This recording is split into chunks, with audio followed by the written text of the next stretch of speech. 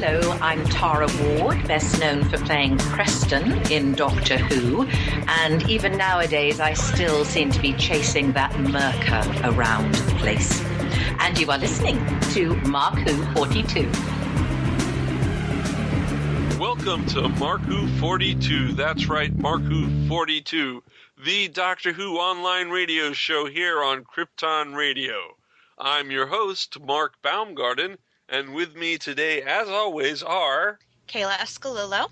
Christian-basel, and 2016, could you just hold off taking all the good legends, all the actors, all the musicians, just slow it down there, pal. It's 2016, the year of the Reaper. He's taking Bowie and Rickman. That's not good. And Lemmy and a few other things. You know what? If 2016, if you're really bloodthirsty right now, I submit to you the Kardashians as a sacrifice. Please take them. No, and don't. If you want to write letters, you know where to send. No, the Kardashians are getting ready when Kanye becomes president. What was it? 2020? Yes, Is that what we're looking at? 2020. Yeah. Who are you, by the way? Hi, everybody. Patty-hawkins. Hey. So we're going to have a great show today. We're inviting Eduardo M. Fryer back. We're inviting him back because he, myself, and Patty are going to interview Tara Ward. Now, Tara Ward was in a Peter Davison story called Warriors from the Deep. Isn't that right, Patty? That is correct. Yeah, and it's a classic. And Tara, absolutely lovely lady. Yes, she is. And we'll have that after the break. But first, we took a week off from the show, and, Claudia Christian was on, and it's a very good show, big ratings, And all of a sudden, during the week that we're not doing a show, this news drops, and this is the big story.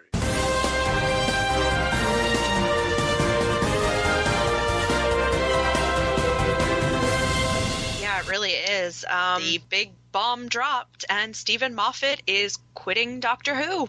Now, he's not quitting right away. I mean, he's doing one more series. Correct. Yeah, we do have him through all of 2017. 2017? That sounds like it's 2 years. Yeah, there is no new Doctor Who until Christmas this year, unfortunately. That sucks. Yeah. Well, you know what? Actually, I kind of understand, and I know we're going to discuss this story in depth right now. But I want to say I kind of saw this coming. He had to do Sherlock. He hadn't worked on Sherlock. He needed time to work on Sherlock. So I kind of figured, okay, maybe he's going to take a skip year. Also, the fact that Class is coming out this fall is in the time frame that Doctor Who would be in if it was this year. You're not going to have two Doctor Who shows competing at the same time. It's not like The Flash and Arrow and Legends of Tomorrow, all three good shows. But, so I kind of saw this coming, that there would be no shows in 2016 except for a Christmas episode. They haven't even announced a companion yet. Yeah, I guess that should have been the big red flag. Yeah. Was that it was close to when they would usually start filming, and we still had no idea who was coming onto the TARDIS. Guys, your thoughts? Would it be cliche if we say Moffat lies? Not yet. Moffat does. Yeah. But no, I mean, we're going to have... Psych! Yeah, he's lying. No, I don't think this time. Yeah. The announcement that Chris Chibnall will be taking over is actually pretty cool, if you must say. Broadchurch, they already announced that Series 3 was going to be the end of the Broadchurch TV series. So that's this year.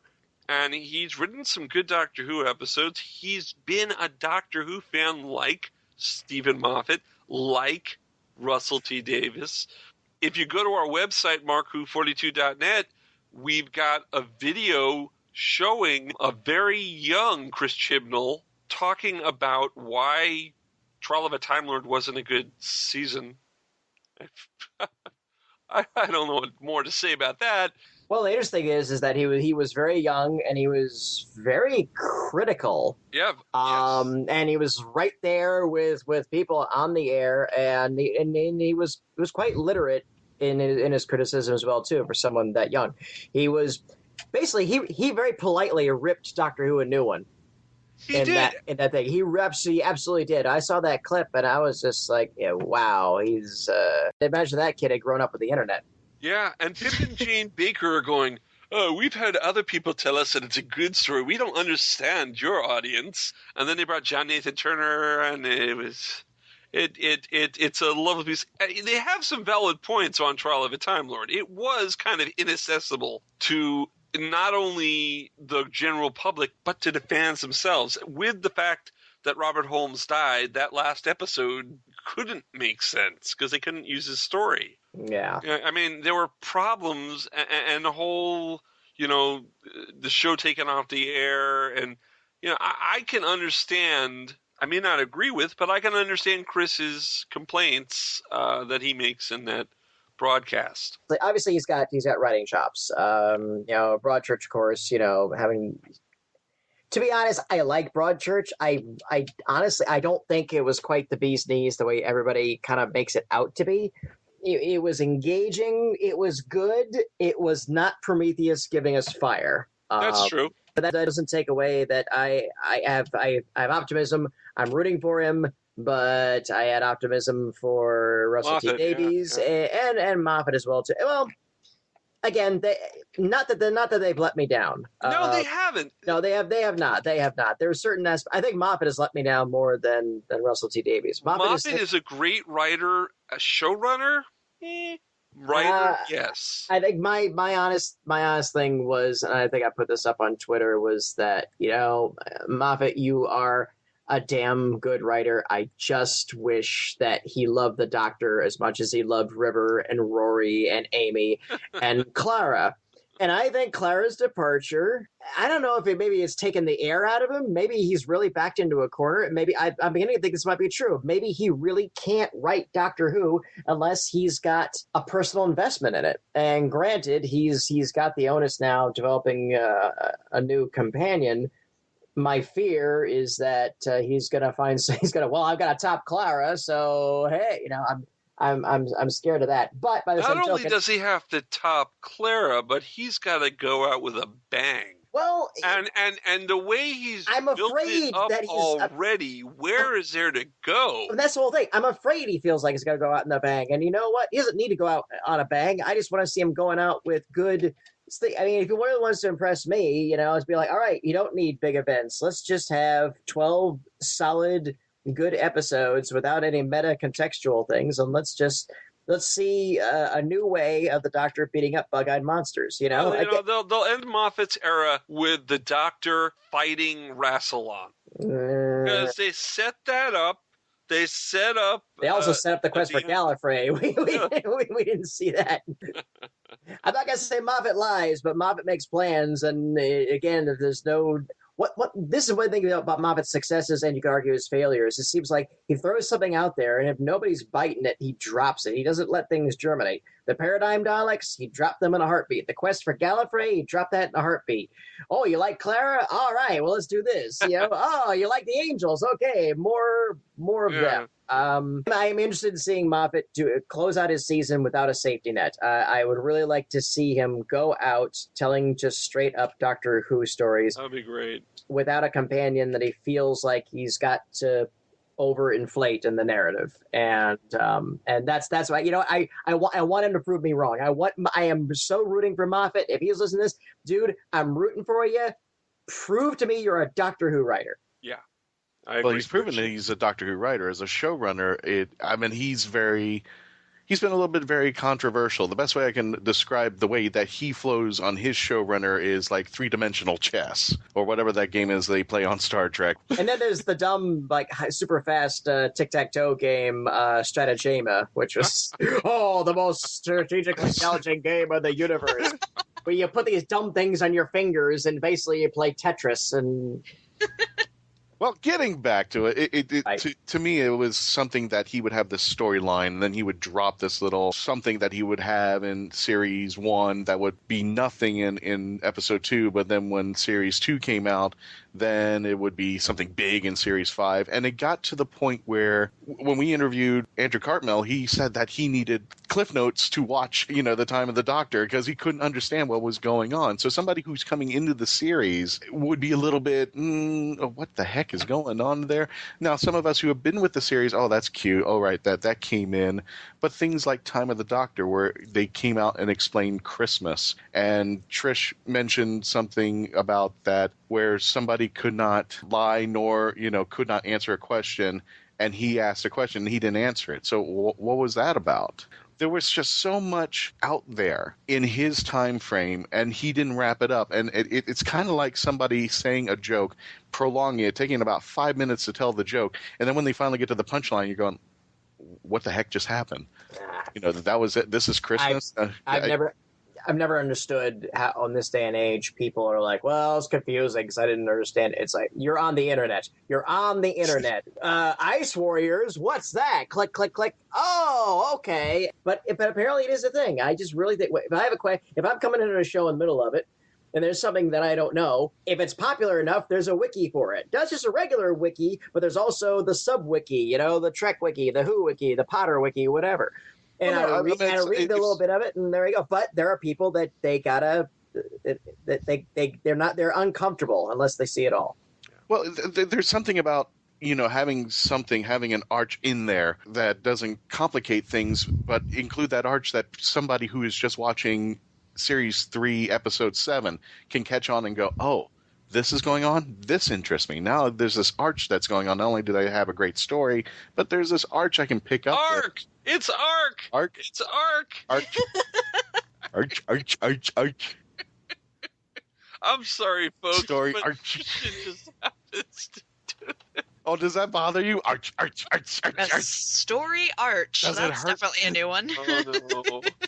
Well, anyway, I'm going to be a Moffat advocate. First of all, I appreciated what he did for the show, picking up. He is a fan, and we know he is. He's written some great stories, and he's taken Doctor Who on a level. He's experimented with something that went into year 50. He got to be at the 50th year, to be the showrunner, which fans would give certain body parts for at that moment, to write a story, to be part of this myth, this wonderful storyline that's been going on for this time. And he got to be the one to showrun this whole thing. And even though he's the man to love to hate, he at least tried some things. Yeah. And that was something I've said it in previous episodes. He said that the Whovians are going to feel uncomfortable. People who have lived with this for the past 49 years, they're going to feel a discomfort because we're going to try new things. Because if we're going to run this to Doctor Who number 28, we just can't stay with what we've done the first 49 years. We're going to have to go outside the comfort level. And when Russell T. Davies brought it back, he specifically said he was going to pretty much Buffyize it. He's adding heart. Yeah. Where the brain was just kind of running through. And people began to get an emotional attachment to it. It's not just a great story, but it has a lot of heart to it. I think as a one-off writer, just coming in for a couple episodes here and there, Moffat was great. I mean, he has gorgeous episodes like Blink. But as a showrunner, I felt like he just kind of threw a bunch of stuff against a wall and saw what stuck. Just there was so many confusing arcs, and I don't know. I was not impressed with him. I just really wasn't. As a showrunner, I didn't like where he went with it.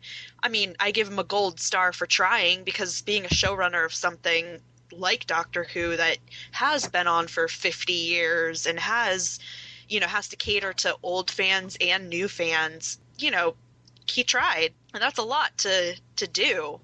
But I just, I don't know. I'm kind of excited to see him moving on. Well, that's what the series does. I mean, we get a new showrunner, we get a new doctor, we get a new companion. The show has to keep constantly changing for something new. One of the things that came to mind, which I'm kind of worried, and I hope it wasn't the catalyst for his departure, one of the things that he's getting ripped for is the choice of Capaldi. And that's the happiest thing I think he's done for the series, is to bring him in and make him the Doctor. And we've all praised Capaldi as long as he's got a great story behind him and he's got some great dialogue, like just this past series. He's a wonderful Doctor, but we've had people exit stage left and the ratings have gone down. So I'm kind of worried that that may be one of the decisions because the ratings have kind of toppled down is why he's departing? I don't know. Huh? I think he might just have too much on his plate right now, and I think it came down to, okay, am I going to do more Sherlock? Am I going to stick with Doctor Who? I think too. He's been on the job for a while. He got it Matt Smith. He ended Matt Smith. He was there for the 50th, and he gave us Capaldi and the arcs of Clara, Amy, Rory, and all that. So there's not much for. I think good, bad, or ill, I think he's given it his best shot, and I think he's kind of wrapped up anything that he's started, at least as far as he's intended to, or whatever. And ratings always fluctuate up and down. What I'm curious to see is that, okay, are they going to hold off and then say, okay, Capaldi's going to leave too on the last Christmas special or something? Because I feel like I would genuinely like to see, Chinballs stay with Capaldi, at least for one season. Me too, at least once. And like a new doctor and a new showrunner. We did that before. We've done that a lot, actually. Yeah, and it's a gamble I would rather not see. As far as the series goes, on an international scale, I got to give him kudos. I got to give him props. If he ever came to Orlando, Florida, I want to buy him dinner and tell him, thank you so much. Because I can't go anywhere. A grocery store, I can't go to Disney World without somebody walking around with a fez and a sonic screwdriver, or somebody in my grocery store going around with a scarf around their neck. I mean, he has made I was helping someone at the library today, and she was this woman, a mother, and she was wearing a Dalek T-shirt. Yeah. That was cool. I wear my Doctor Who outfit today, and I went to the GameStop and I went somewhere else, and two people recognized it and said, love your T-shirt. I was just like, I think if it wasn't for Moffat, it wouldn't be on the scale that I think it should have been in the 1970s. Yeah. That it is now. That everybody you could say Doctor Who to three people, and somebody off the street is going to go, oh yeah, I watched that show. It's great. So yeah, to give him the props for what he's due, yeah, I got to give him thanks. He brought my childhood hero into the light for the next generation to see, and everybody said, this is wonderful. Now, we were talking about the fact that Moffat was a good writer. We're talking about the fact that maybe as a showrunner could have used some work, but Christian does bring up good points, and I definitely, if he came to South Florida, I would buy him a drink or dinner as well. But let's go to Chris Chibnall, who will be taking over Series 11, which will, I guess, be in 2018. Now, he's written some interesting stories for Doctor Who. Who could forget 42? Well, I might be able to forget 42. 42 was... It had a good concept, but I don't think it worked. I don't think it worked. And that was really his only thing he wrote for the David Tennant Doctor, wasn't it? Yeah, it was. Yeah. Everything else was for Matt Smith. 11. Yeah. Yeah. Now, when Matt Smith came on, I liked his first story, The 11th Hour. Then the Beast Below. I wasn't sure about Doctor Who anymore, and I was going to step away from it, and I didn't watch it for 3 weeks. But then I heard the Silurians were coming back. And Chris Chibnall wrote those stories, The Hungry Earth and Cold Blood. So I went back and I watched that, and then I said, you know what, I do like Matt Smith, I'm going to watch it. And so this show, Mark Who 42, may not have existed had it not been for Chris Chibnall bringing the Silurians back. I bet you didn't know that. We may not have had a Mark Who 42. We would have been out of the podcast. I might not be the Dr. Finn anymore. Because you were bitter? Because I didn't like Power of the Daleks. I didn't like Beast Below. And I was going to give it a miss. But Silurians coming back? Oh, let's give it a shot. And I did. And I liked it. I'm glad you did, because I did not care for that two-parter at all. Well, okay. Put it this way, it was well written. Yeah. It just wasn't the Silurians. No, it was a different cast of Silurian. They're different.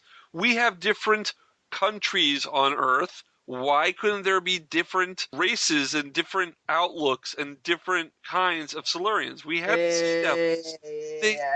Are we following the Klingon way of things? 70s Klingon are different from 1990s Klingon. I put it this way. You certainly aren't wrong. If there was something canonical that alludes to that, or somebody behind the scenes said, Oh yeah, there's on other continents. There's tracks of other Silurians that are genocidal. Like this planet was ours. You get rid of you dumb apes, and then I'd be okay with it. It's just the Silurians classically they had an alien feel. They had an alien mindset that they were okay. And the curious thing too was that they were Earthlings as well. And I loved that dichotomy about them and the Sea Devils. And in this, they were just people.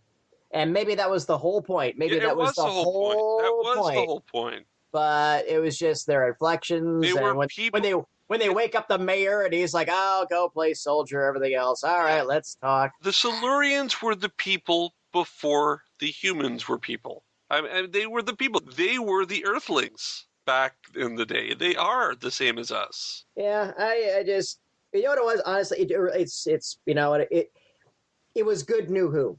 Yeah. It was good. Yeah. Again, it was just kind of taste. It's to me, it's like a person. In the greater context of Doctor Who fandom, I concede it was a well-made episode. It was a well-written episode. It just, as my older fan sensibilities, I thought it was against the grain of the classic interpretation of them. But again, too, all the classic monsters have basically been jobbing left and right narratively. So that's a butt hurt I really should be used to by now. I think the Hungry Earth and Cold Blood kind of brought a new dimension to the Silurians. They weren't just lizards who were here before us and they wanted their planet back and such like that. Especially that scene between the Doctor and the Silurian that they had locked up. And she was going, "That's the last of my kind." He goes, "No, I'm the last of my kind because I know how it sits in the heart. So stop insulting me." I thought that was one of my favorite lines. It was one of the greatest lines. But it didn't, it's not in my top 20 of my favorite episodes of the new series, but it had a lot of potential. It kind of gave a new dimension to the Silurians and what they were doing. And it kind of brought on what we now had in the previous series, which was Zygon Clara. You have that small faction. For the most part, the Silurians, they just want, we just want to be left alone. We want to take care of things, and we don't want to screw up what's going on up there. They've already taken over, but you do have that small faction who's going like, no. That was our place. We need to take care of things. We need to do this. We need to make them suffer for what we've had to suffer. Then he wrote the web series Pond Life, the 5-episode series, which actually was pretty good, and it led into the Asylum of the Daleks storyline where they were getting a divorce, Amy and Rory. But his tour de force, I think, well, actually, he's got two, and the next two that I'm going to mention are, I think, the best ones he wrote for the series. Dinosaurs on a Spaceship and The Power of Three. I liked both of those stories, maybe for the wrong reasons, but I liked them. I mean, he definitely does advertising correctly by giving you what he promises, dinosaurs on a spaceship. Hated that episode. You hated that episode. Hated it. Wow. Hated it. I am deathly afraid of dinosaurs. That is a fun fact about Kayla. Deathly afraid of dinosaurs. And you didn't like the episode because it had dinosaurs in it? You just didn't like the episode? Or yes, I was horrified. So if we had gorillas on a spaceship, would you have been all right? Oh, yeah. All right, okay. Completely fine. Dinosaurs, on the other hand, headaches. no. I was like cowering half the episode. I don't care how cool the Triceratops was. The CGI was terrified. I will make sure I warn you if one of our appearances, if I bring my double dinosaur cosplay. Yeah, I'll be in a corner somewhere It crying. has to be done now. No. It has to be a surprise. Oh, my God. I'll give you plenty of heads up, I promise. And then he also advertised Power of Three correctly because he gave us a bunch of cubes. I'm going to dress up like Barney. Barney. See, Barney's fine. Okay. But regular dinosaurs, I'm not about that life. Like Jurassic Park, Well, I kind of like the Dinosaurs on the Spaceship and The Power of Three. Those two episodes, to me, had a more of a... We still had the stories that something bad's happening, we got to fix it, but they had a strong comedic feel to it. After we've gone through Wrath of Khan and The Search for Spock, now we've got the Voyage Home episodes that kind of just bring it back to where it's more comedic, more fun, but there's still that underlining story and that intenseness that drives it for you. But if that's the kind of stuff that he's doing, let's do it. I mean, let's test out the waters and see what he does. And he's a fan. I think that if you're a fan, that It goes already, a long way. yeah, because you've got the love and the heart already. A lot of these reboots for these movies and these TV shows, they have nobody who has any experience about what the core history was about or why they're rebooting their story. They're just taking it and rebooting it because. But we have showrunners from the past who said, we love Doctor Who. We're not going to let this fail. So Chris Chibnall has all my support if he takes over, yeah. Yeah, based on his Torchwood episodes, that's where he has me as a writer. Some of my favorite Torchwood episodes were written by him. So I'm really looking forward to seeing what he can do with... What did you think of Cyberwoman? That one's God. an iffy. That one's an iffy one. But Countryside is like one of my favorite episodes. That was so wickedly creepy. Yeah. I wrote a college paper about cannibalism and used that episode as I'd like to my read reference. I wish I could find it. I don't think I have it anymore. It's a good paper. Yeah. Kiss Kiss Bang Bang was pretty good too. Yeah, and Fragments and Exit Wounds. Yeah. Oh my god, that was... Oh, I love those episodes. So he's done some really good, like, drama writing. And he's done Broadchurch, and he's done a mountain of other things. He wrote for an MI5, Spooks, MI5, whatever you call it, whichever side of the Atlantic you're listening to this on, a spin-off show for youngsters called Code 9. He wrote an episode of that. He's written a lot of stuff. Really? I was a fan of Spooks, MI5. Yeah. I need to watch the last episode. I think Netflix took it off streaming before I could get to it. Well, it's on Hulu. Is it? Okay. It's on Hulu. If you want to catch the rest of it. In fact, good show, everybody out there. I recommend you guys to watch Spooks or MI5, whichever you call it. Don't get attached to favorite characters. No.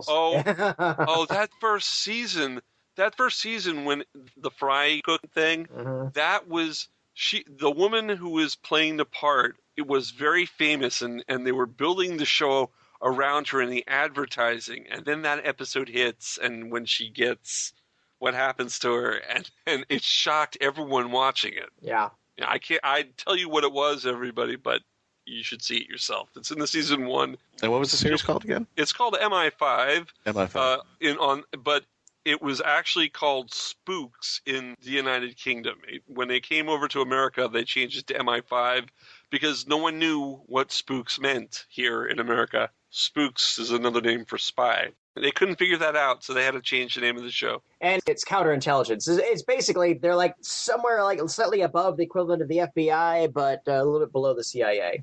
Yeah, so they handle mostly like terrorism and stuff like that. And they did a spin-off for the youngsters on the CBBC called Spooks Code 9, and he wrote for that, and it was a good episode. Now, we've talked about Chris Chibnall, we've talked about Steven Moffat. Let's wrap it up by talking about the year that we have to wait.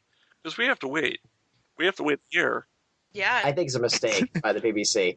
And I'm not saying that just because, because we have folks out there, trust me, we got plenty to talk about. It's like for the next year. I mean, we've got Big Finish we will tackle. We'll do retrospectives of old episodes. Totally. We will give you reasons to keep coming back. You fans listening to Mark 42 are not going to be deprived of Doctor Who. If you listen to our show, we will bring you new stuff. I just feel like waiting a year and a half. I mean, you can wait that long for a movie, but a TV series, I don't know. We've kind of done it before, haven't we? We've done it several times. I'm just kind of worried because we're not on top. The ratings have just kind of teetered down. I'm hoping that if we do have absence makes the heart grow stronger on this, then hopefully when it comes back, everybody's going to get excited. Oh, we've been out of the Doctor Who loop for a year and a half. Now it's coming back. Let's do this type deal. But I think we need to at least have one more season in Capaldi to get everybody strength up on him and let people know, hey, he's the doctor. He's a good doctor. Let's do this. But I guess they're also taking a break because Chibnall's taking over. No, I think the break is mostly because of Sherlock. I honestly think that Moffat has too much on his plate to handle 2 multinational shows. And you're probably quite correct on that. And again, too, the clock is ticking on Cumberbatch because Doctor Strange. Yeah, Cumberbatch. I always call him Cumberbatch just to piss people off. We call him Cumbersnatch, but that's another story. Well, I'm already calling the new guy Chin Balls. I don't know if you noticed I noticed that, and I was a little. I was like, do I hit the censor button? But I didn't want to say it. I wanted to see if you could edit that out. I wanted to see if you could edit that out. I left it in, but I'm just saying, that's an interesting one. You can use that. That's yours, Patty. Okay, thank you. Yours. But yeah, and again too, Doctor Strange is just about wrapping up, and he's gonna play a big part in.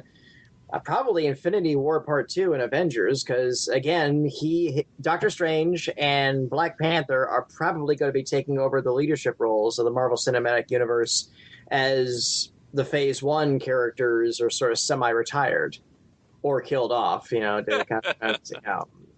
depends. But like I said, now that Perlmutter's out of the Marvel Cinematic equation, now all of a sudden everybody's like, yes, I'll extend, because now they'll actually be getting legitimate money offers and stuff.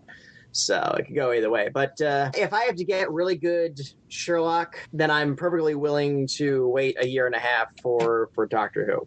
That's definitely, it's a trade-off that I accept. I won't like it, but I accept it. The Sherlock fans had to wait. Now it's our turn. Yeah. Well, I mean, Sherlock fans still have to wait, too, because they're saying that we're not going to get season 4 until January of next year. No, right. They're gonna. So we're all just kind of in a really sad little boat with no paddles. Well, Class is coming up, so, we have that to look forward to in the fall. I just don't know if that's enough of a draw. That doesn't really... Well, you know what? Sarah Jane was a big draw in England for the youth there. It never actually... I guess it's on Hulu and Netflix. Is it on Netflix? It's on Hulu over here. It never actually got... No, actually, it was on the Hub, I think. It was on Hub. It actually premiered on Sci-Fi Channel for the first season. That was. Oh, did it? Okay. Yeah, it was actually, as funny as it sounds, you could actually, for a very small time, get Doctor Who on 3 stations that were not connected with each other. You could either get it on BBC America, Sci-Fi Channel, or for a very short time, PBS had it. Yeah, PBS had the Ecclestons. Doctor Who was everywhere. Yeah. Wow. Okay. So it's big news this week, but there's more to come here on Mark Who 42. Like I said, we have Eduardo Empire coming back. He, myself, and Patty-Hawkins are going to interview Tara Ward. Tara Ward, who was in a classic Doctor Who episode, if there ever was one, Warriors of the Deep. And we'll talk Now, those are some real Silurians in that episode. Oh, yes. They were... and Sea Devils. And the Sea Devils. And the Myrka. And the Myrka, yeah. Well, we won't talk about that. Hey, 2 out of 3 ain't bad, okay? We'll talk about Star Cops, too. I bet you haven't heard the show Star Cops in a long time. We'll talk about all that right after this. The voice of Christian-Basel, take 1.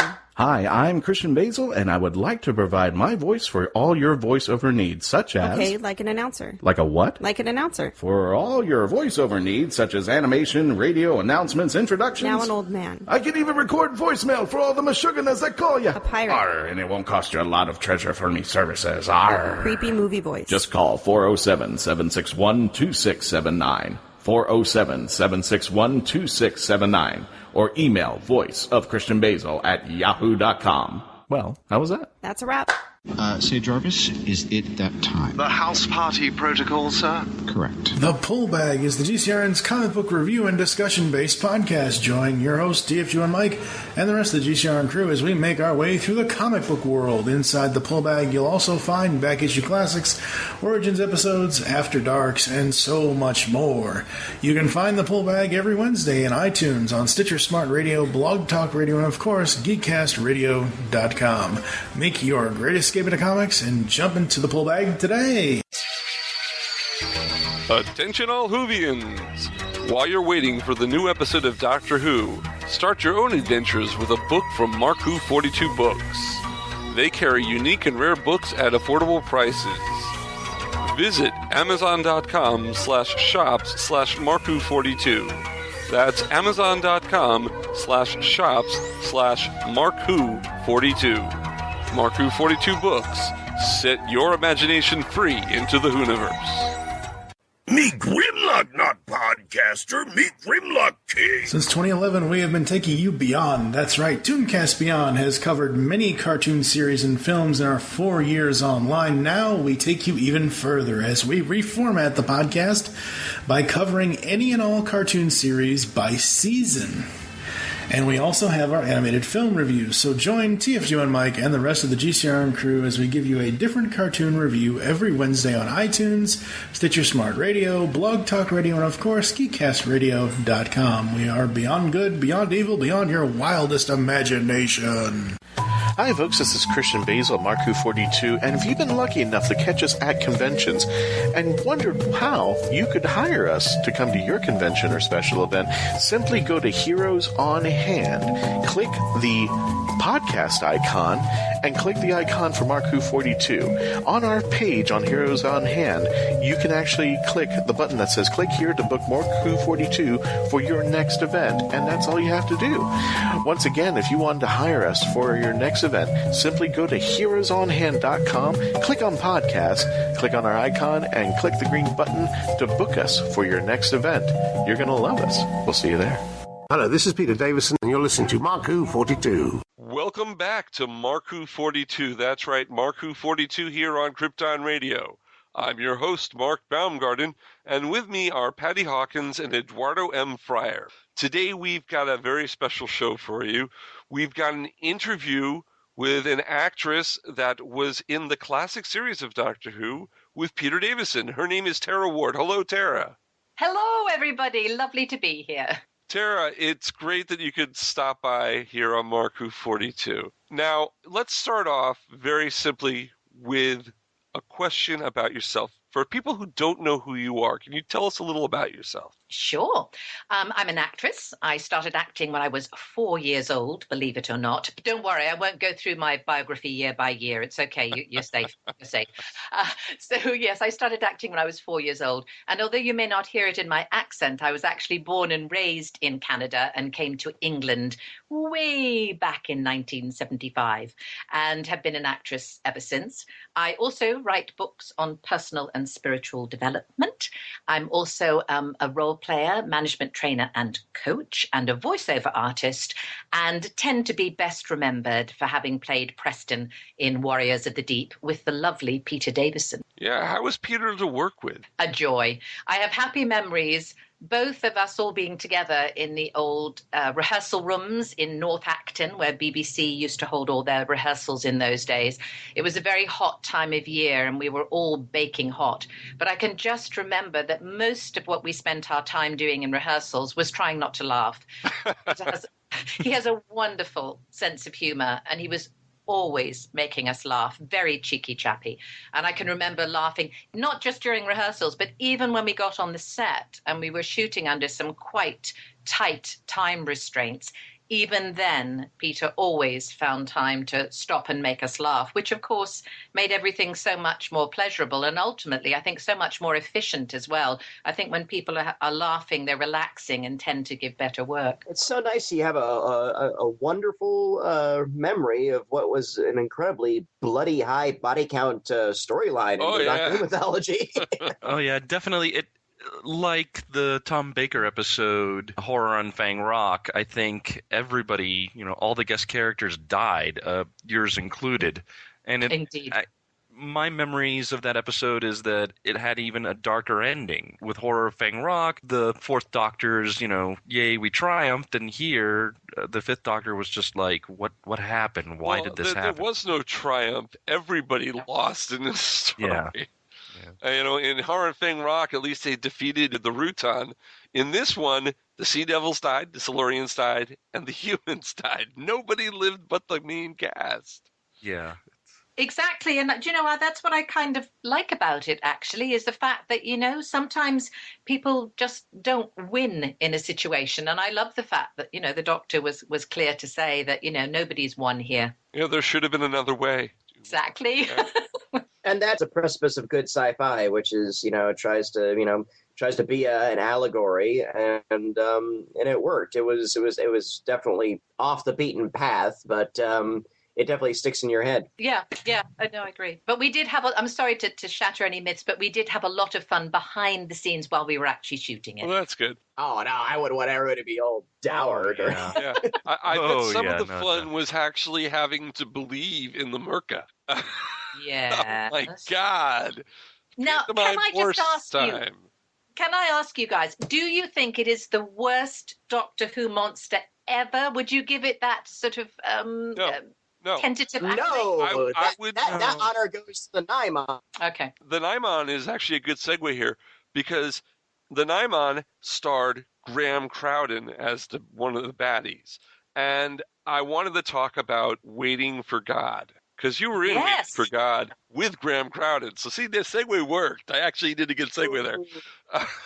Wow, I'm so impressed by you. Thank you. No, I loved Waiting for God. That's why he's in charge. That's why I'm in charge, exactly. That's why my name is on this show. So, you played Jane Malcolm in Waiting for God in the episode Financial Difficulties. Mm-hmm. Can you tell us a little about working on that show with both Graham Crowden and Stephanie Cole?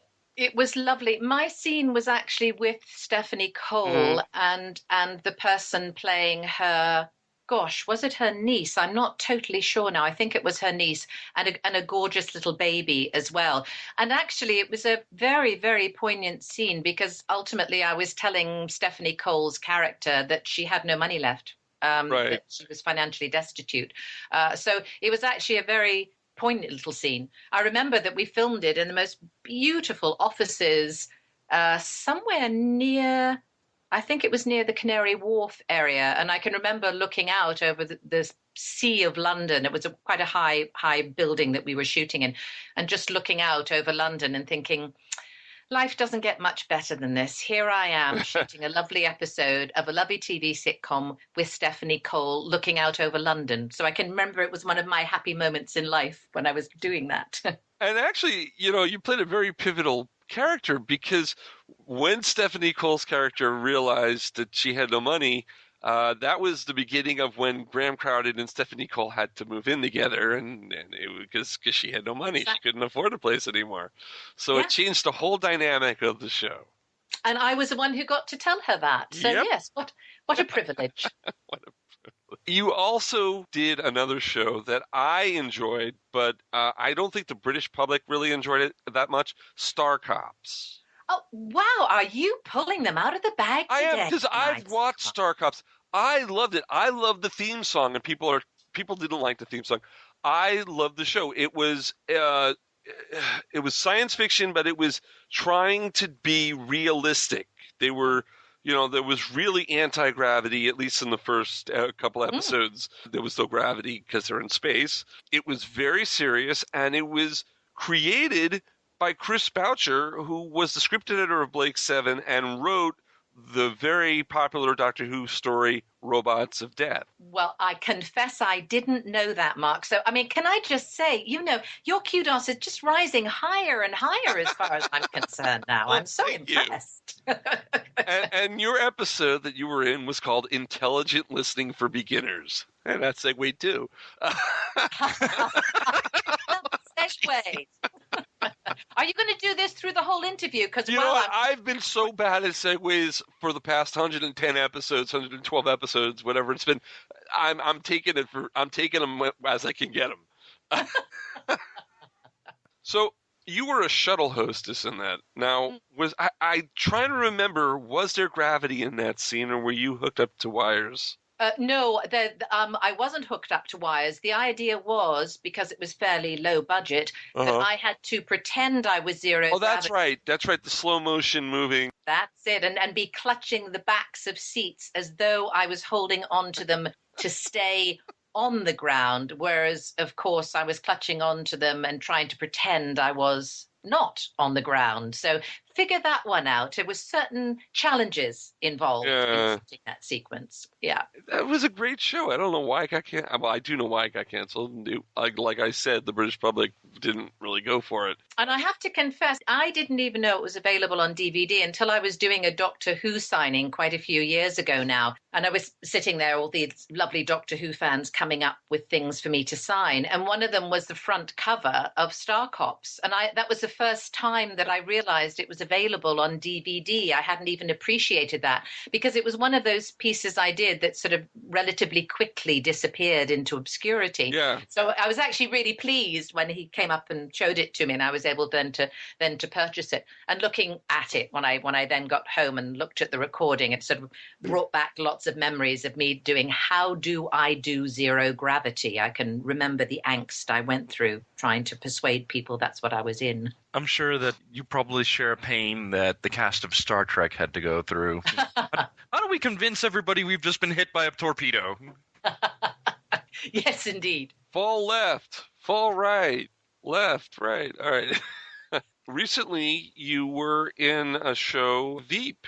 You were a reporter, I think, in that? Yes, I do a lot of ADR, also known as dubbing. Yes. And I've dubbed a lot of all the series of Veep, actually. And the voice that they seem to like me for most of all is the CNN-type reporter. So because I'm Canadian born and bred, I do a lot of American work as well as a lot of British work. So I do both. The voiceover people affectionately call me a twofer, meaning two for the price of one, because I can go back and forth between American and British accents. Oh. So yes, I was giving my CNN reporter. I have to say, I love the series Veep. It's a joy to be on. One of the things that I love about doing it as well, I have tremendous respect for Armando Iannucci, who turns up every time we start a new series dubbing on Veep. And what they've started to do now, there's a group of us who do it quite frequently, is they know how much we love the scenes and how much we laugh. So what they do is they show us the scene first so that we can get all the laughs out of the way, talk about how brilliant the scene is. Then they go back and show us the scene again when we add in our appropriate dubbing. Now, with Veep, it was a dubbing job, so does this mean you've never met any of the main cast, like Julie Louis-Dreyfus? Unfortunately, that is true, I'm afraid. I wish I could say I had. I have so much respect for the actors. Mark, I think we need to talk to the people at Veep. Say, next time you have her as a CNN type reporter, put her in the scene. Give her a microphone, give her a sharp-looking suit, put her right in front of Julie Louis-Dreyfus. Please. Thank you. We will try. We will try. I'm not sure who we'll talk to. I am going to ask, though, Tara, if she has any memories of the American Way, which in the United States I knew as Riders of the Storm. Good Lord, yes. Can I say, chaps, it's a good thing I've got a good memory. Otherwise, the first part of this conversation could be useless. I could be going, I don't remember this. I don't remember that. That's okay. Nobody else remembers that movie either. I mean, I don't even think it's. I think it's yet to be released on DVD in the country. I mean, I saw it in like the late '80s on VHS, and I was like, it's got Dennis Hopper. Why isn't this a big deal? And it was a strange but hysterical little political pirate movie about. For those of you who don't know, basically Dennis Hopper is a B-52, and he runs a pirate video station in a very fascistic sort of American United States. And it's a very 80s satire of Reaganism and Thatcherism and whatnot, but I found it quite delightful. I have to say, my experience of it was I can't remember how I got the job. I don't think I even auditioned for it. I think I was just offered it. And then I was asked to turn up as you are to a set. And when I got there, they plonked me in a bright purple lurex leotard and asked me if I could be doing some sort of exercise regime and then to freak out to the music and completely lose it, which is not the kind of job you get asked to do that often, quite frankly. And I can remember sort of freaking out and them saying during the shooting of it, no, just freak out more. No, sorry, can you freak out more? That's not kind of... God. So should have asked. It's like, darling, Dennis Hopper's in this movie, so you got to really, really, really freak out so we can make him look normal. Maybe that's what they didn't say, but perhaps that was the subtext which I missed. May I then add, fast forward about 5-10 years, and they gave a private showing of the film in a cinema in London, which I was asked to go along to. By that point, I'd kind of forgotten exactly what I did in the film and went along to see it. And when I got there, all there was of me was my torso in bright purple lurex gyrating massively 60 feet high in front of me. So that obviously has scarred me for life. I still occasionally need therapy when I think about it. You know, what we do for our art is all I have to say. You also said you do voiceovers, and you do voiceovers for games. You've done Worms 2, but the one that I'm most interested in is the Alias video game, because I like the TV show that was based on. Yeah, and now that is where my memory will fail me, and I won't be able to quote any lines from it. I'm sorry. I can remember recording it, but often when you record video games, it's the strangest things that you record, obviously, because they're all taken out of context. You're often given a host of lines, and you have to kind of work out exactly what your motivation or your energy or your drive should be. I remember one of the first games I ever did was Worms, and they asked me to imagine I was bouncing downstairs. And I said, sorry, what do you mean? And they said, just imagine you're fallen and you're bouncing downstairs, lots and lots of stairs. Ooh, can you just give exactly, just give us, which is what I did. And again, it was one of those occasions where you think what I do as an actress is more bizarre than one can ever explain sometimes to people. I kind of wanted to tie this into Alias, but we can tie this into voice acting in general. Mm-hmm. Whenever you've done the voice acting work, has it been your experience that you usually brought in yourself into the recording studio, or have you done one where you're part of a group of people? Most often you're part of a group of people and you go in and do sections. Sometimes obviously you do them as a group, sometimes you go in individually, but normally you're with other people. The one exception to that, I've recorded a lot of audiobooks over the years. I don't know how many I've done now, 60 odd, I guess. And of course, when you go into a recording booth for an audiobook, obviously that is when you are literally on your own, often in a tiny space with just the microphone in front of you, the script, or nowadays your iPad in front of you, and you have to create a myriad of different characters all using your own voice as a starting point. So that's the difference when you're recording an audiobook. Now, you've done more than 50 of them, I take it. Yeah. Are there any that we would know? Well, I do a lot of horror, so I've done quite a few. Karen Rose, who's quite a well-known American thriller writer. I've done a lot of Karen Rose's books. Meg Gardner, quite. I don't know why I keep getting asked to do thrillers, but it seems to be something that I'm often asked to do. So that's what I tend to do more than any other. You also are a management trainer and coach. Can you tell us a little about that? How do you get involved in that? Yeah, it started, believe it or not, oh dear, I'm giving away my age, 24 years ago. And I was told by a fellow actor there was this new thing called role play work that was just coming into existence, whereby they needed actors who were capable of going into different organizations and helping staff to improve their skills. So the idea was that you would play various different characters and staff members could practice, whether it was improving their sales technique or confidence or negotiation, or whether it was to do with leadership skills, appraisals, interviews, etc. So I started doing it about 24 years ago, and then it rapidly became something very important, because ultimately it's really about interpersonal skills. It's about how you connect with other human beings, whether you're at work or wherever you are. And then over the years, it's led me worldwide. So I've been in 35 different countries. Wow. Across 4 continents doing this work. And it's a privilege and a pleasure. I love doing it. That's great. You did these things for businesses. Did you ever have to play the part of the difficult customer? Constantly. I have to say I'm particularly known in the business for two things. One is playing an extremely difficult, stroppy person, and the other one I'm known for is the ability to cry at the drop of a hat. So I'm either being extremely difficult or I'm crying. That seems to be the two areas in which I'm often asked to play characters. And So which one do you have more fun doing? The stroppy one. Ah. It's quite fun playing a difficult character. The only point is that the whole aspect of business training and management training is you're trying to help somebody else to learn. So in fact, if you're a really good role player playing a character, you actually have to be completely psychotic. Because I should explain that, by the way. I should explain that because you're enacting a scenario that somebody wants you to play. So they've given you a character, often somebody in their office that they find difficult, that they want you to play. So you're playing that character as they're communicating with you.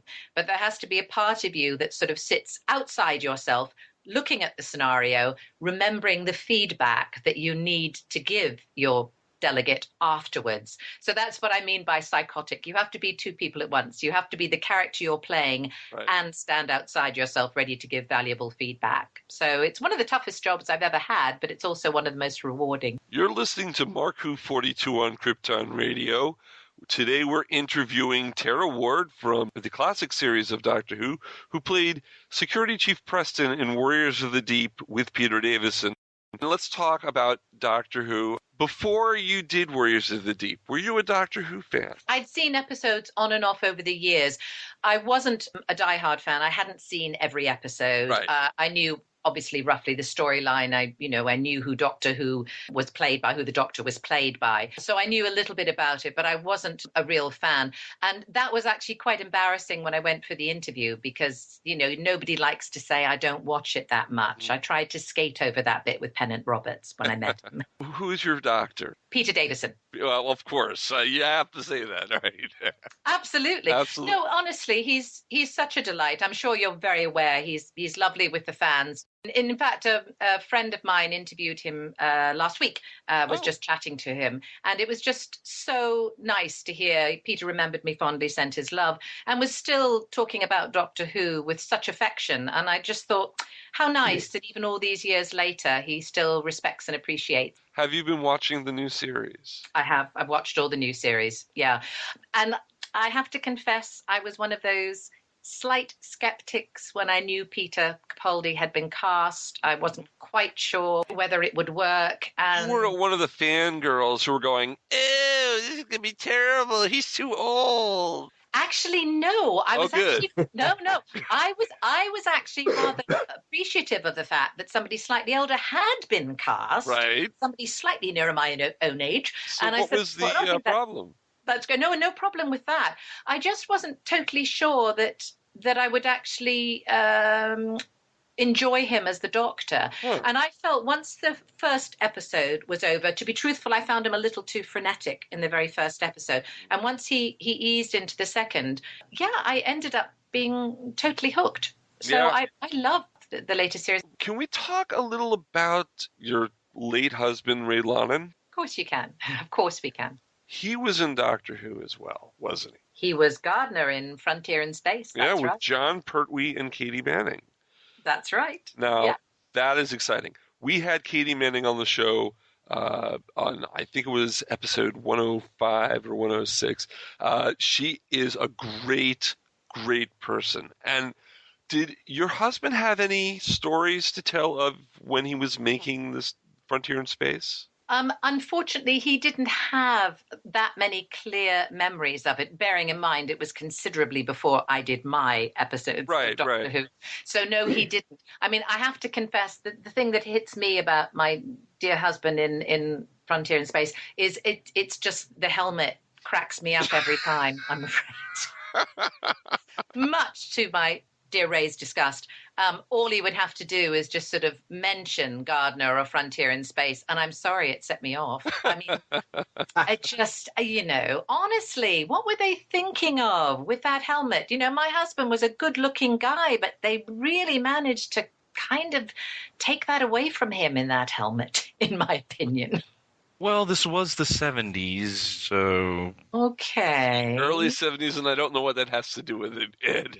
Well, you know, one Covering his face look at, does well, not look, make sense. How did you and Ray meet? Oh, we were actually match made. Ah. We had really? Yeah, I know. We were match made because we had a mutual friend, and initially I met Ray back in the 80s when we were both with other partners, and we just met socially through this mutual friend. She and I were doing a summer season at Great Yarmouth, which is a seaside resort in eastern England, and we were doing summer season there. And she just said to me one afternoon, "Do you want to meet this actor?" I said, "What do you mean?" She said, "Well, he's guest starring in an episode of Lovejoy, which was filming." Oh, I love that show. Oh, isn't it a great series? Yeah. So my husband Shane, was guesting as an unscrupulous art dealer in that, and in between filming, There weren't any of those. Yeah, I think that's all they had on that show were unscrupulous art dealers. That's like saying, I was cast as a drug dealer on Miami Vice. Yeah. Nice analogy, can I say? Very nice analogy. So I ended up meeting Ray socially in a pub. Thought he was a very nice chap. Thought nothing of it. And then fast forward 5 years later, where this same mutual friend with whom I'd remained friends rang me up one day and said, "Do you remember that actor Ray Lonnen?" I said, "Yeah, I met him ages ago." I'd seen him in various TV series in the meantime. And she said, "Well, you know, he split up with his partner. You split up with yours. I'm actually going to matchmake you." And I sort of paused and thought, oh, I don't know if this is a good idea. So I said the first thing which came into my head, which is that, no, I seem to remember he smoked and I couldn't go out with a smoker. At which point our mutual friend said, "He's given up." And then I remembered how good looking he was. And I said, "When can I meet him?" And that was what happened. So we ended up meeting.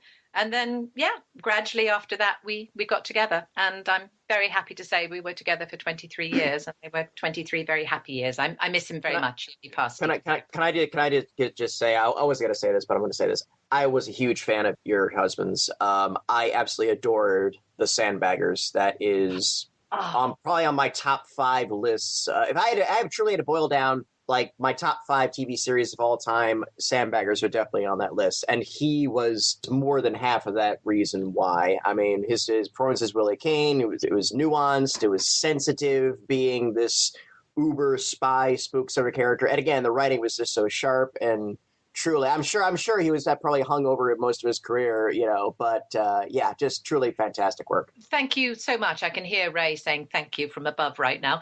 Yes, because he was something he was very proud of doing. I ended up seeing a lot of the episodes in retrospect, and I do think it was a great series. And, one of the things, actually, I acknowledged my husband for it at the funeral, or celebration as I called it. It was nothing like a funeral. It was a massive, happy celebration. And one of the things I said at the celebration was that my husband gave very natural performances on television long before it was the done thing to be natural. And it's one of the things I respect and appreciate most about him as an actor. And I thought the Sandbaggers sort of typified that very much, that they were just very much so. I would very, very much agree. Like everybody in that series, they weren't acting for a television show. They were. It wasn't even acting for like a theatrical production. It felt like a reality show. Yeah. It had that approach. And I have to say, one of the things I love, I was watching some just recently actually, is also looking at the old technology, just looking at the size of the phones. For our listeners, real quick, The Sandbaggers, a brilliant espionage series, was written by and showrun by a fellow formerly in intelligence, and it was almost arguable he was still involved in international intelligence while he was doing the show. But basically, it's like a spy series from the perspective of M as opposed to the agents. And there's no TV glitz or glamour or anything. It's the most realistic espionage series probably ever put on non-print media. And anyway, this is a Dr. Who show. So I'm guessing no. So I'm guessing the show didn't have a Q or nothing like that. The main character constantly is yelling at people. It's like, if you want James Bond, go to the cinema. Yeah, it's true. Yeah, it's true. No, he was justifiably proud of that. The other thing is that he went to Washington to do a Sandbaggers convention after I met him, actually. So even 20 years later, they were massive Sandbaggers fans in the States, and they wanted my husband to go over and to talk about the series. And that was in the early 90s, I think. So even then, years later, people were remembering the series fondly. Now, you're an actor, you're a management trainer, you're a voiceover artist, but you're also an author. I am. What kind of books do you write? I write books on personal and spiritual development. So I'm just literally finishing off my 11th book this week. So yes, I do write a lot. It's a big part of my life, which is why on both Twitter and Facebook I'm actually at Tara Ward Books, because books are very much what I'm known for nowadays. So yes, I started writing them back in the 90s and have been fortunate enough to be asked to continue writing them on and off over the years. So yes, I'm completing my 11th. Wow. Now, what inspired you to approach this subject for books? I, as a child, had psychic experiences, not totally comfortable ones, and sort of banished them and that side of my being from my life for quite a while until I was in my 20s. And then I met somebody when I was working in a show in the West End here in London. And she happened to be a very spiritual lady, and she felt I needed to go back into it. So she virtually pushed me into having lessons with a psychic who was quite well known at the time called Jeff Boltwood. And then it just grew from there. So I had lessons. Then eventually I started teaching myself. Then I wrote a novel connected with psychic experience, which actually wasn't published, but a publisher found me and asked to read the novel and then said, "We love your style. We don't publish fiction, but would you consider writing factual books?" And so I wrote my first small book called How to Develop Your Psychic Powers back in 1997. And then it sort of took off from there. And I've written on a number of subjects ranging from meditation and dream work and mindfulness, etc. over the years. Wow, very impressive. Interesting. So that's how it usually does. Your first effort is always like, well, we can't use this, but yeah, we like your style, so let's, Yeah, it's you wrote true. an audition piece. Yeah, it was like an audition piece. And actually, that first novel has never been published. Even as I'm sitting in my study at the moment, I'm looking up and I can see there's a box on a top shelf. And I've just realized it actually contains that novel, which I haven't looked at for about 20 years. I'm writing another novel since, so I doubt if I would go back to that first novel.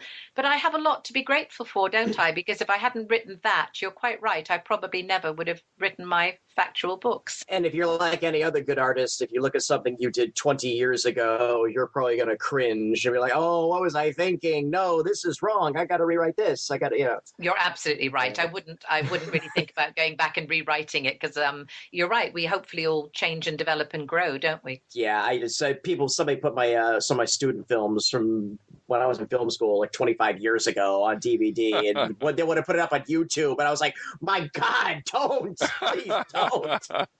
Do you ever look back? Yeah, no, I once in a while, yes, I do like looking back. Mostly, if anything, it makes you feel better in the right. If you think of it the right way, you'll feel better the right way. It's like, wow, this was not something I'd make now, but I'm glad that I recognize the reasons why. And I think, the truth is, if we didn't look back and have something to compare it to and couldn't look at the contrast of it, then that would be very sad because it would show that we hadn't grown and we hadn't developed. And to me, the whole point of being on Earth is to actually have experiences, to actually learn, to change and adapt, hopefully become more broad-minded and less ignorant as we grow older. So unless we can actually do that, it would be sad, don't you think? Oh, most definitely. Absolutely.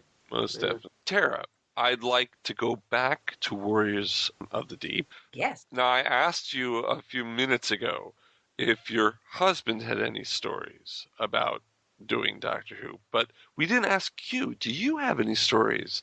Any interesting things that went on behind the scenes while you were making Warriors of the Deep?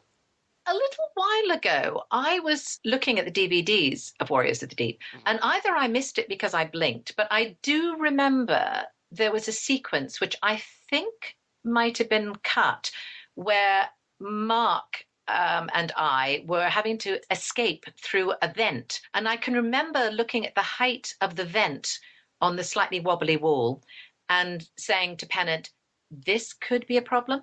I'm not necessarily the most athletic of people, and this vent is a little bit high. And I remember Pennant saying, oh, no, you'll be fine. And Mark was saying, oh, I'll give you a foot up. You'll be absolutely fine. And I can remember wriggling somewhat inelegantly through that vent, but I don't think it made it into the final cut, thank goodness. Well, Mark Strickson spent a lot of time in vents on the show. He did a lot. Turlough was in the air ducts all the time. I don't know why they decided that was where he belonged. It seemed most unfair to me. At least in this instance, he was just giving me a hand up into a vent. Yes, it's true. Yes. But come on, Strickson had a great ass. Come on, who wouldn't want to see that? Oh, God, that's right. I'm not touching I'm not disagreeing with you there. Tara, I have a request. Yes. Can you indulge us with a sample of your colonial accent? Sure. What do you want? Oh. Yeah. Listen, it comes back really fast. When you spend half your time in one country and half your time in another, it just kind of it's sort of like second nature. So yeah. Wow, so, we have 2 guests on the show today. Wow. It's amazing. Am I freaking you out now, guy? Oh, totally. Okay, No, well, no. I don't know if I'd use the word freak out, but slightly, yes. That's a Or good slightly uncomfortable? No. Or interested, whichever you prefer. More interested than uncomfortable. Okay. More like, wow. Now, have you ever done one of the audiobooks in an American accent, or is this all your British natural? No, one? a lot of them are American. Yeah. What they often do is they employ me when they know that there's a mix of British and American characters. So I'm quite good in a scenario where you have, say, an American boyfriend with a British girlfriend, and they're having a fast and furious argument together, because I can flip back and forth between the accents so quickly that it makes it quite easy for them to actually record books that have a lot of dialogue between different British and USA characters. So yeah, I'm very used to sort of floating back and forth. And what do you mean you're a vampire? Jeez Louise. Do you know I've never actually had to say that? Oh, well. But no, I should hope not. I'd like to think that you've been associated with quality work. I'm certainly associated with a variety of work. Yeah, I have to say. And I love it when I get a book and sort of look at it and think, what the heck am I supposed to do with that? You occasionally get really obscure, interesting things. I remember doing a book set in the sort of the pioneering Wild West back in the 1800s, when they had to have a lot of conversation with the indigenous people of that time. And I kept finding all these words. I think they were supposedly Apache words that I couldn't find anywhere whatsoever. So I was doing masses of research trying to find them. And in the end, we contacted the author. And the author actually said, oh, well, no, I couldn't find all the Apache words, so I just made them up. Oh, jeez. Oh. So yeah. So I've had that happen a few times, interesting moments. I've also had ancient Chinese or lots of Latin American plant names. So there's always some author who likes to throw a few curveballs in. So yes, I've had those over the years.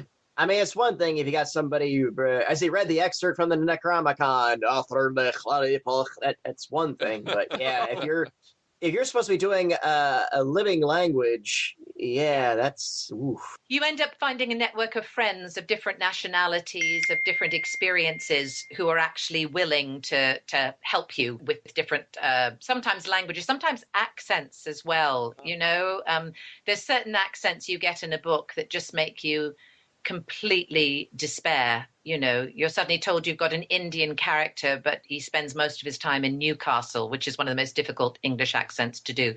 So you occasionally get things and think, please don't do that to me. Please don't do that to me.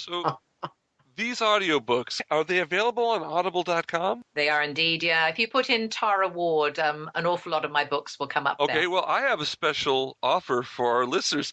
If they go to audibletrial.com/Marku42, they can actually sign up for a free month subscription and get a free download, so they can download one of your books. I love you. You're fantastic. They can download one of your books and get it for free and try it out. So don't forget to do that. And because I just gave a plug, and that means everyone drink, we're at the point of the show where we give you a chance to plug. What is coming up for Tara Ward? I would actually say it's my 3 ebooks that I'm finishing off at the moment. They will be coming out and they will be available through Amazon. So what I would say to that is please check me out on Amazon and you will find a lot of books come up under my name. Your online presence, where can we find you online? Do you have a website? I don't actually have a website, and that's because I am so busy on both Facebook and Twitter. So you can find me on both at Tara Ward Books. The other thing I do that I've actually been doing now for, I think it's 3 years, is I do a daily uplifting thought.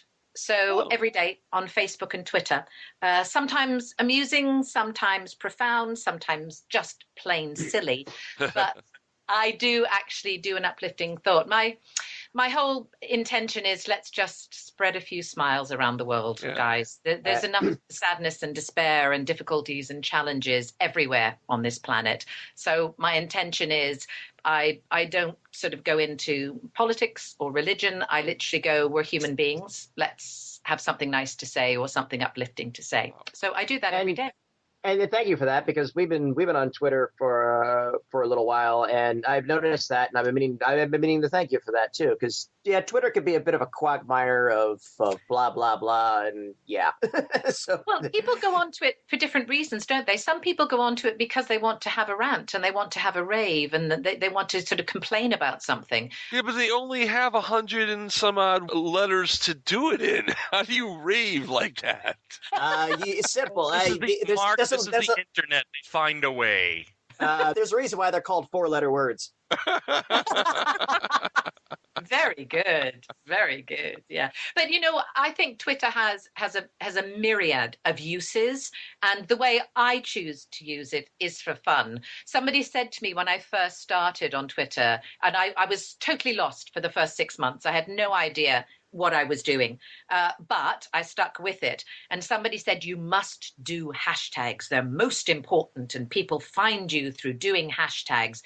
And I'm afraid I'm a total rebel. I do hashtags all the time, but I do it with humor. I do it for fun. So I'm useless doing it from the marketing perspective, which is what you're supposed to do. But by golly, I enjoy myself. So, I think that's just as important. Well, that's good. Tara, have you done any Doctor Who conventions? I have, yeah. I've done quite a few signings. I have to say, I really loved doing the London Film and Comic Con, which I did last month. It was, I would describe it as a pleasure and a privilege. I had not done one of the Comic Cons before, and I wasn't prepared for how large it was going to be, i.e. the thousands of people queuing outside, And I knew that I would enjoy it because I've never yet met a Doctor Who fan who I haven't enjoyed or liked and found respectful. So I've always loved doing signings over the years. But one of the things that really hit me so profoundly this year, I hope you don't mind if I get serious for a moment. Please go ahead. I got there and, was eventually led out to my desk to do the signings. And it was crowded. It was very, very hot. And I just sat there, obviously greeting everybody and smiling and signing and taking photos, etc. And I just started really watching the energy of people because obviously, given my nature of what I do and what I write about, I'm very interested in people's energies and auras and what they give off. And I was just sitting there watching all these people going by, obviously some of them very involved in cosplay, so obviously some wonderfully flamboyantly dressed people. In the process of the 8 hours I was there, I also signed for people with a host of challenges from blind, deaf, wheelchair, learning difficulties, including Down syndrome. And I was looking at all these people having a wonderful time. And I suddenly realized that something like this convention is a perfect example of where no matter who or what you are, people accept you. And I just thought there aren't that many places in the world where that happens. And it's sad, but true. And that is what I take away mostly, quite honestly, from that convention, the lovely people and how everybody accepted everybody else. There was one wonderful chap whom I'm assuming was paralyzed. He was in a very elaborately kitted out wheelchair, complete with an oxygen mask. And he had on a wonderful outfit with Gallifrey flags sort of leaning over all aspects of his wheelchair. And he was in a very elaborate outfit that must have been very hot. And he was just zooming round that Olympia Hall, having the time of his life. And that, for me, guys, sums up the power of doing something like that, where you can just be accepted for whoever and whatever you are. I want to thank you, Tara. Thank you very much for coming on our show. It's been a real pleasure and a privilege, guys. Honestly, I've really genuinely enjoyed it. Thank you so much. Wow, you guys had a cool interview. And as I'm looking at the internet, Steven Moffat is still leaving Doctor Who. Nothing has changed. No, nothing has changed. Here's the thing. It probably will change by the time you're listening to this. Really? It always happens right after we record. The big news drops. That's how it normally happens. So No. Ladies and gentlemen, I just got to tell you this. For one day, Mr. Baumgarten himself, Mark Who, decided he would go rogue off the internet and just not have anything to do with Facebook or anything. I was off the grid. He was off the grid, and then all of a sudden, as soon as he says that, then the following day, we get the message that Moffat has left, and I said, and I even texted and I said, Mark, you need to come back off the grid. You want to just... But I didn't get his text. You didn't get his text? I didn't get the text until later. Don't go off the grid again until a year and a half. Exactly. So Moffat doesn't go, hey, wait, just kidding. Well, you guys know I kind of went off the grid too this weekend because of some personal stuff. And literally it was like a bring. It was like, yeah, what? Who the hell's Chin Balls? Yeah, you know what? I don't understand why you didn't call me, Christian. You should have called me. But I text you. I said I wasn't answering texts or anything. All I do would answer the phone. I wrote that on the message. If I text you, if I call you, it still goes to the same thing. It's still... I don't have... Okay. Call is more urgent. Text is just like, meh, I can see that. I can wait for text. Well, we need a system the same way like when the president goes on vacation. It's all right, yeah, okay. There's various levels of, okay, if it's above this line, then yeah, call me on the red phone. Otherwise it'll wait. This was a red phone incident. I just want to tell everyone out there that we have a lot of pride in this show, and we'd like you to be a part of it, to help us out, to help support our podcast. And we've got 2 campaigns going.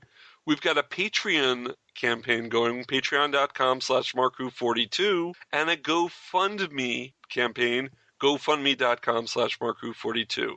It costs money for the website, for the RSS feed, so that you can listen to all our new shows, our old shows. You can go to our webpage for that. If you're using your computer, it's on the right side of the screen. If you've got a mobile device, it's below the news stories on the bottom of the page. Just thought I'd put that there. Please do, because remember, there are people that are much better at spending your money, and that's us. Yeah. So by all means, the ashtray in my Lamborghini is dirty, so I need a new one because I cannot be seen tooling around town looking like that. So please, by all means, your support is appreciated. Yeah, and Patreon is a subscription kind of thing where you could pay $1 a month. That's all we ask, $1 a month. If we'll shout out your name. We will mention you on our show. We will tout you. We will thank you on our show. If you pay $5 a month, I'm going to send you a Marku 42 pin, and I haven't given Christian and Kayla their pin yet, so they'll get it. But I gave one to you. What did you think about that pin, Patrick? I'd love it. It's part of my official convention wear. Even if I'm not there as an official Marku capacity, when I'm in there any capacity now, I always attach it to my my lanyard. God, this is like Patty's gonna fix the I'm ashtray. ready to. It has it. Yeah, I mean, It's Patty's fixing the this ashtray. way, when I get the girl in the Lamborghini, she's like, a Marku 42 pin. Ooh. And you can get a Marku 42 pin for your Lamborghini too. Just please subscribe. Yeah, Patty's fixing his ashtray, and me and Kayla are going to supersize our extra value meal, and we're going to get extra cheese on our Whopper tonight. Oh yeah, going crazy. Christian, what's coming up for Marku 42? Well, guys, if you've been on our Facebook site and our agent site, Heroes on Hand, you know that our calendar is filling up fast, and I mean really fast. We've already got 6 conventions confirmed: Conjure, Space Coast Nerd Fest, Infinity Con, MegaCon, Hurricane Who, the Bon Voyage Party. We also now put in Treasure Coast Comic Con, and we are in talks still with a lot of conventions who want us to come out there. So if you want us to come to your convention and you know the heads of the convention, please have them go to heroesonhand.com/Marku42. Fill out that information. Chris Harrelson's waiting for you. We want to come to as many conventions as we can. We want to help geek out with everyone, have a great, exciting, and entertainment, full of energy. Yeah. We host panels, we MC, we do a lot of things for the conventions. We help them out as best we can as far as the entertainment value is concerned. I mean, the Marku 42 match game. Oh, yeah. Worth the price of admission. So you guys, if you know somebody or you yourself are running a convention, please have them go to heroesonhand.com/Marku42. Fill it out ASAP. We're coming to a convention near you somewhere along the way. We're pretty cheap. Just ask any of my dates. That's funny. Next week, we are going to have a very special episode of Marku 42. It's going to be a retrospective and talking about the life of John Nathan Turner, who was the longest-running showrunner on Doctor Who. He lasted longer than Moffat, and people had some things to say about him that were not as, not nice, like they say about Moffat and stuff. So we're going to have that, and we're going to have some very special people on the show who knew him, including me. So that's next week. Don't forget to go to our Facebook page, Marku42. Tweet us at Marku42. Go to our website, www.marku42.net, and join the WHOniverse Army. You can listen to us on Krypton Radio 4 times a week. Maybe you're doing it right now. You can listen to us on Geekcast Radio Network, Florida Geek Scene. We are on so many podcast platforms around the web that you can download us almost anywhere. You just Google it, Marku42. Any last words from the Peanut Gallery? Chinball. Chinballs. That's now a new hashtag, gang. You got to put it up there now. Chinball. Chinball. Doctor Who Chinballs. You know what? Find out for me next week. If you know what I've always wanted to do with John Nathan Turner's. I always wondered if they ever auctioned off any of his Hawaiian shirts, maybe for a charity or something. I went through a phase where I wore Hawaiian shirts. I still do. Well, it's funny. A friend of mine asked me, why the hell do you wear Hawaiian shirts? And I was just simple. They never go in fashion, so they never really go out of fashion either. They always hover in that area. Plus, I mean, I just turned, I'm closer to 50 now, so at my age, I can get away with it a little more prevalently. But, that's always the question of John Nathan Turner. And, hey, it's like Moffat, again, you got one more season, baby. Please make me a believer. And Chinballs, please, looked at what worked and looked at what didn't. I will never get over it. Are we on explicit rating yet? We totally should be. On something. And just to say, welcome aboard, and I hope it's going to be a smooth transition. I hope there's going to be a lot of yes-anding. And Capaldi, please stick around. I would like to see a Capaldi Chinballs season. Oh, and just real fast, folks, our first convention currently scheduled right now is Conjure, which is taking place March 5th and 6th that weekend at the Wyndham Orlando Resort International Drive. I think they just redid the whole place, and I haven't seen it yet. And I'm going to be seeing it out there, hanging out there shortly to take a look at it. It's located at 8001 International Drive.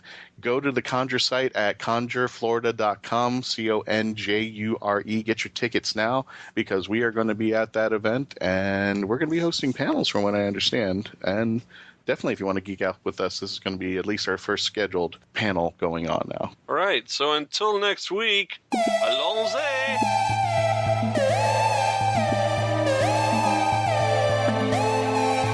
Mark-Baumgarten is written and presented by Mark Baumgarten, Kayla-Ascolillo, Patty-Hawkins, and Christian-basel. This episode was edited, directed, and produced by Mark Baumgarten.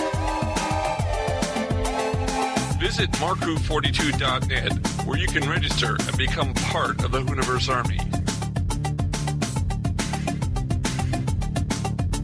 We can be contacted by email at mark@markwho42, subject line, ?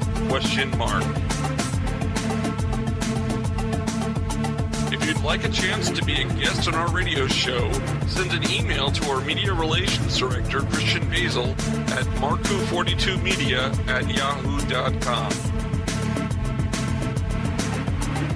You can have Mark-Who42 entertain at your next event or convention. Go to heroesonhand.com/Mark-Who42.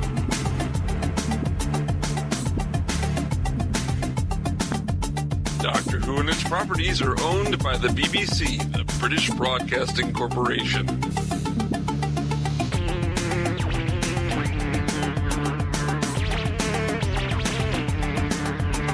This show is owned and copyrighted by Mark Baumgarten 2016.